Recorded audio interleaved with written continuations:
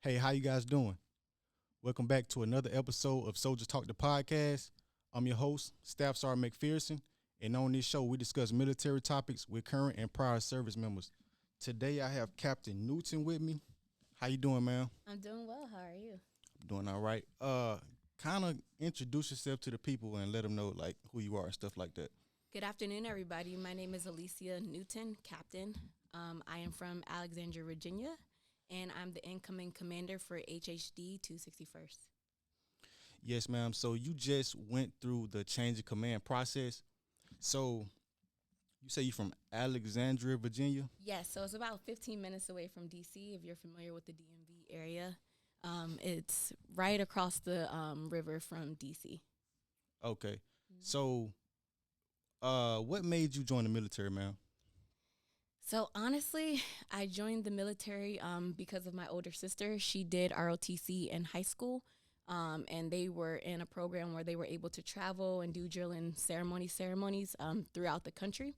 And when Obama took over office, she got to march in his inauguration parade, and that was like the sealing deal for me. She had a drill sergeant there who was in charge of the program at TC Williams now, Alexandria City Public School, who was constantly on me, asking me to join, and I wasn't really interested until that day.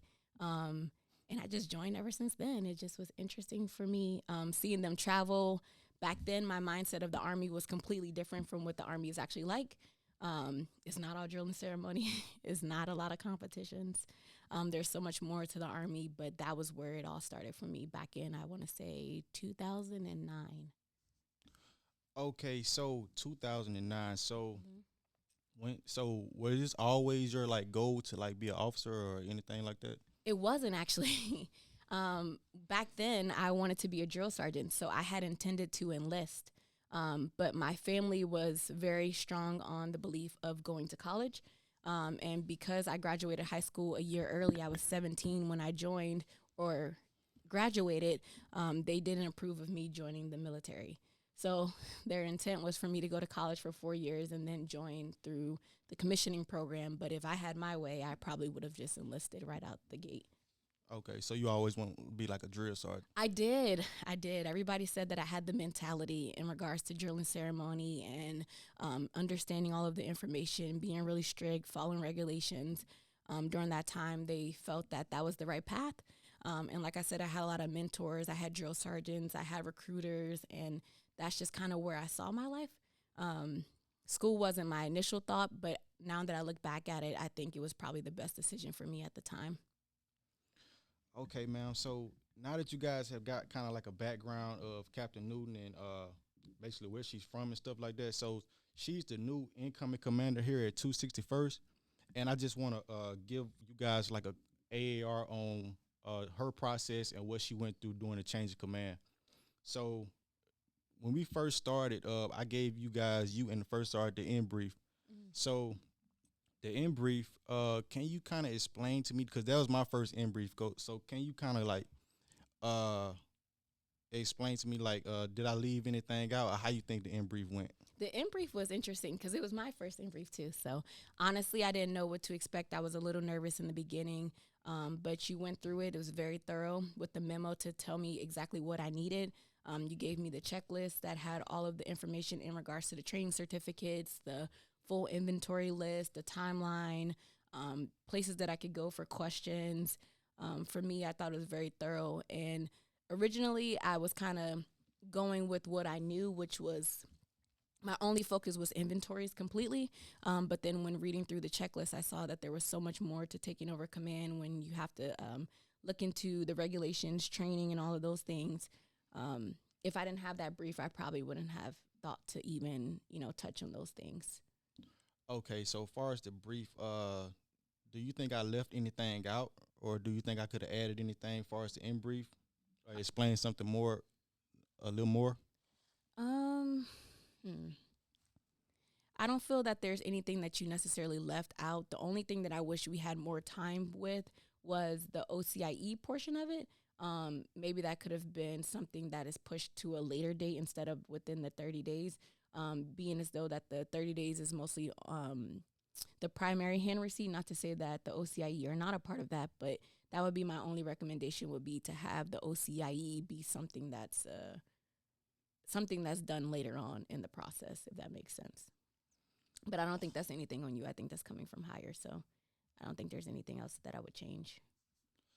Okay, ma'am. So you say I did pretty good with the in brief. So Mm-hmm. far as the inventory schedule, so how did the inventories go? You want my honest opinion? Not to bash anybody, but Okay. just I've seen it done multiple ways. In the past, I've had multiple change of commands. I've seen them done in several ways. This was a really interesting process for me. I had my input on it, but I wanted to see how Justin, the outgoing commander, Captain Brockman, and my first sergeant had planned it out and see how it would go. Honestly, I don't feel that the schedule quite honestly worked the way that I'd envisioned it. There was a lot of discrepancies with Donzas in between, and some items that were supposed to be there weren't necessarily there. When it's my chance to change out, I definitely think that I'll do it differently, but that's just my personal opinion. so how do you think it should have went, ma'am? So the way that we did it was we did it by LEN, which makes sense. To do it by LEN, that means having all of the like items for that specific category there at one time. But I think it might have worked easier if we did it by the S slopes.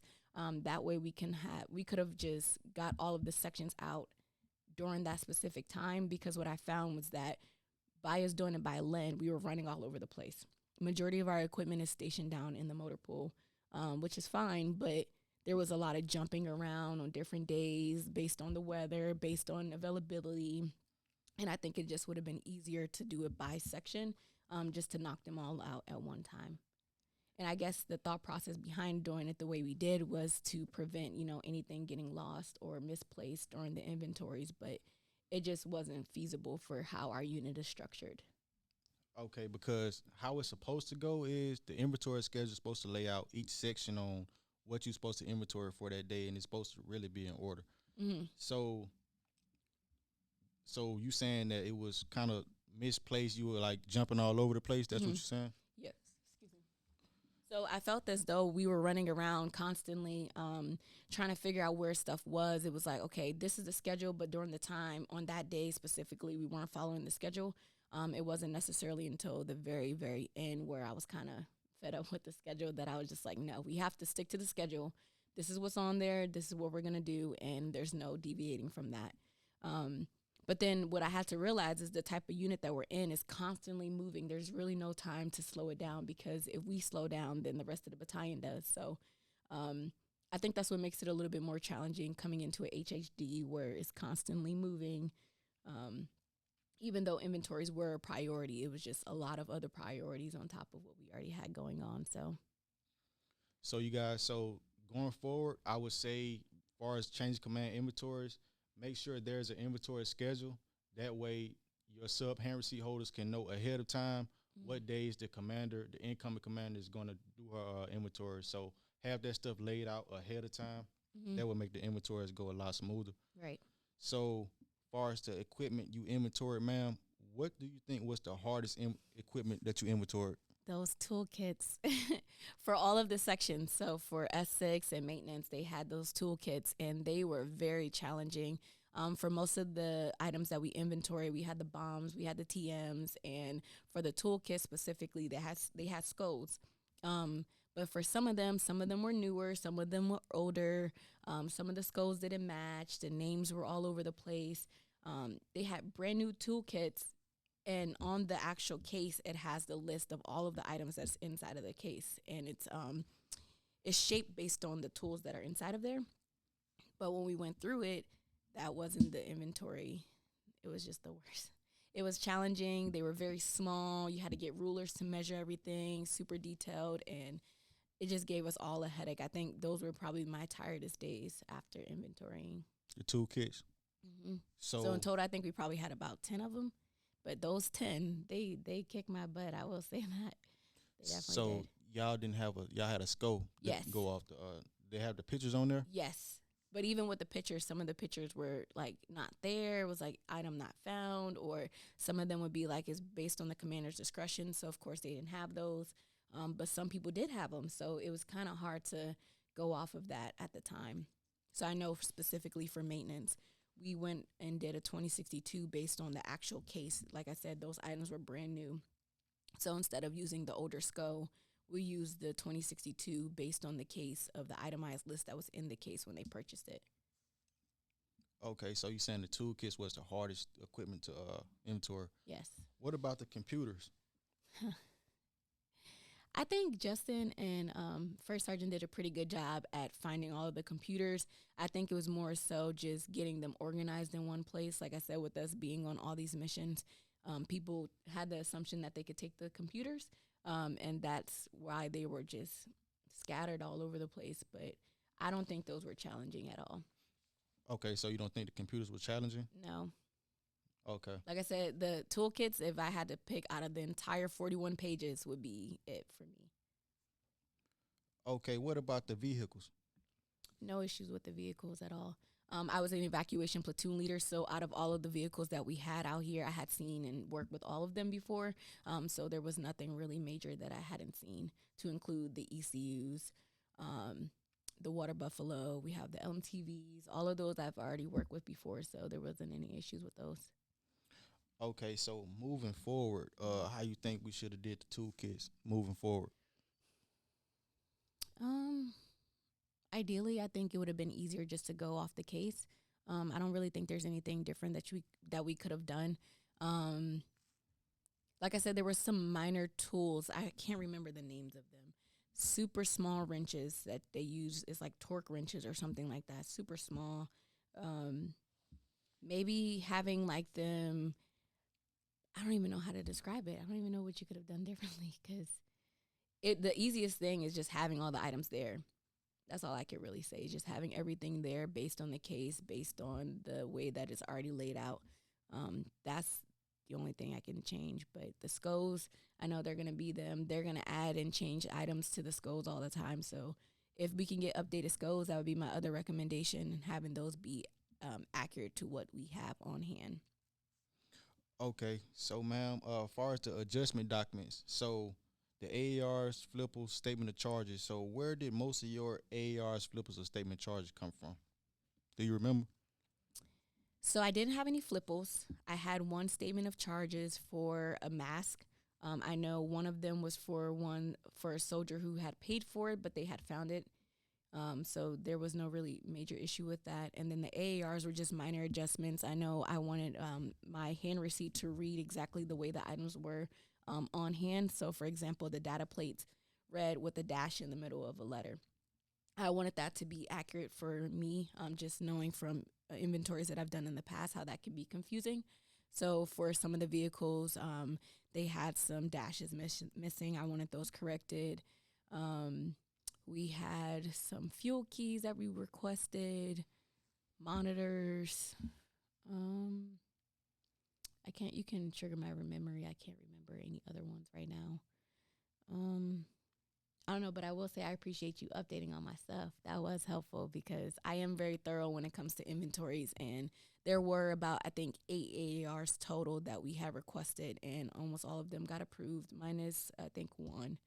But I think that was it.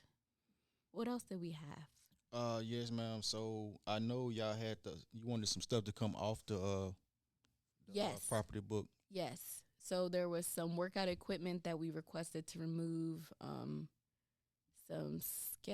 sleds, some boxes we transferred. I'm trying to think of what else. The monitors. Monitors, but we talked about that today. So I think that was it. Okay. So far as that, so why would you want some of the stuff to come off the hand receipt? Just based on the regulation and what's actually needed on the hand receipt, I just wanted it to make sense to what we were using, who had access to those items at the time, and the value of the items that were on there. We just wanted to make sure that it made sense for us.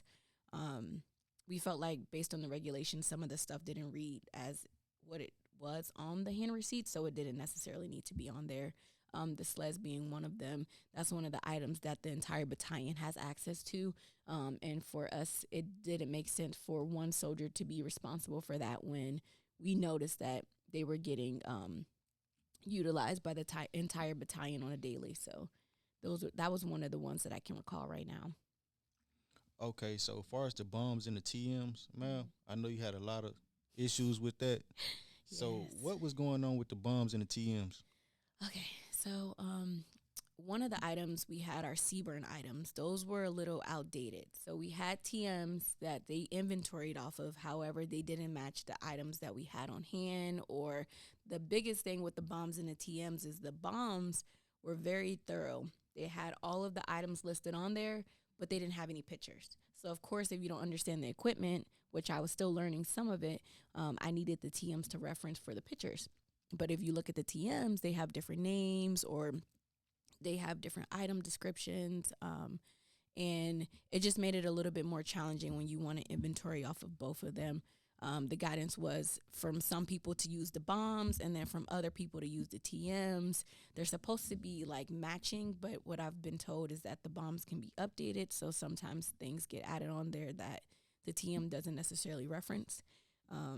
And that did cause some confusion throughout the inventories as well. Like I know for some of the cables, for the radio mount specifically, it would say cable assembly. That was my favorite one. Cable assembly, like 5 or 6 times on the bomb. But if you read the NSN, it's a Whiskey 2 or a Whiskey 4 or it's a antenna cable. I don't know. So that's where it just got a little bit more challenging. It does require a lot of experience to kind of sift through some of that stuff, but I had an excellent supply sergeant who was there for me. She was able to pull up some of the data. I had S4 there, so I think it made it a little bit more easier. But just, going forward, if I had to choose which one to use, honestly, I like the TMs better. But if I want to be thorough, I definitely want to use the bombs. Yes, ma'am. And I know a lot of stuff didn't have bombs or TMs. So what did you do as far as the stuff that didn't have bombs or TMs? For the items that didn't have bombs on TMs, because it was my initial inventory, I just went and did a on-hand 2062 that basically stated all the items that we had at that time. And going forward, that's what we'll utilize to be as our bomb or TM. And if anything is short going forward, then it'll just be, the statement of charges. But for as of right now, it was the 2062. There was nothing really to reference. And then I will say there were some items that were, I guess the word is aftermarket, items that we were able to find online. They did have some user manuals that had descriptions of what should be in that item or listed with that item at the time. So, for example, the ECUs or the tents, they had the manuals with those that we were able to use. So, okay. So, ma'am, moving forward, what would you think could be a better solution to as far as being prepared for not having the bombs or the TMs, or you think the supply sergeant can already be prepared? Like, I think she can be more prepared. I think one of the things that would have sped up the process for us is for her to have researched it. She did kind of mention that there's a way to read the hand receipt to tell which items won't have a bomb or TM, and for that she was pretty accurate. But just going throughout the process, we printed off an item that stated that there was no bomb or TM available through ETM. And then if she has any extra documents, so I know there was some civilians that we were working with, they had access to some additional documents that she was able to pull. So it's just, I guess, talking to the right people and making sure that she's actually reviewing those ahead of time. I think that will make it a little bit more easier. And I hope that answered your question. yes, ma'am. So, as far as the change of command checklist, did you have any confusion as far as the entire checklist? No, it just was long. It was self-explanatory, honestly. There was a few items on there that we didn't have, but there was no issues with the checklist at all. Okay, so the change of command packet in general. Mm-hmm. So, any confusion with the entire packet in general? So, what about the 100% command directed? Anything that you was like had problems with? Yes, I had a few questions about it. The biggest thing was I had an understanding that based on the updates that we had requested for the AARs or the flippals or statement of charges, that those items would be changed. And when I finalized everything, I didn't get an updated copy. So I just was a little confused on, what was the quantity that I was actually putting on there. Was I putting what I had on hand or what was supposed to be there? I knew for sure that I wasn't going to put something that I hadn't seen, but just the stuff that I did see, I know that there were a couple of items that were removed, and I didn't get an updated copy for that. But that was the only confusion that I had with that one. Yes, ma'am. So, uh, in closing, ma'am, what advice would you give like other incoming commanders as far as the change of command process? Advice that I would give: work really closely with your supply sergeant and your XO if you have them available. I think I definitely appreciated having the civilians available. There are civilians that are there that can help you as long as you request them. Really go over the schedule and, give input to the outgoing commander and have someone there that can walk you throughout the process throughout the whole time. For me, I didn't have an XO, but if you do have an XO, utilize your XO and your supply sergeant to get you organized. And I would say ahead of time, go ahead and email the outgoing commander and see if they can go ahead and get you the inventory schedule ahead of time, so that way they know and you know who's supposed to be doing inventories on what days. So I would feel like that would make it go a little smoother instead of like I feel like everything was just like done at the last minute. I agree. Yeah, so there you guys go. So Captain New just explained. She kind of gave her input on the change command process. Make sure you guys follow the podcast on Instagram at Soulja Talk the Podcast. And also, I have new content coming up probably sometime next week. And there you guys go. This has been another episode of Soulja Talk the Podcast. And I'll see you guys in formation.